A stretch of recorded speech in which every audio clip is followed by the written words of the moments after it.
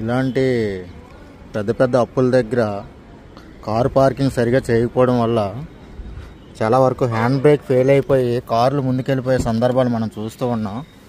ఇలాంటి పెద్ద పెద్ద అప్పుల్లో కార్ పార్కింగ్ ఎలా చేయాలో నేను ఇప్పుడు మీకు టిప్స్ చెప్తాను చూడండి. ఇప్పుడు నేను కార్ పార్కింగ్ ఒక పెద్ద అప్పు మీద పెట్టాను. డౌన్ ఫేసింగ్లో ఉన్నాను అనమాట.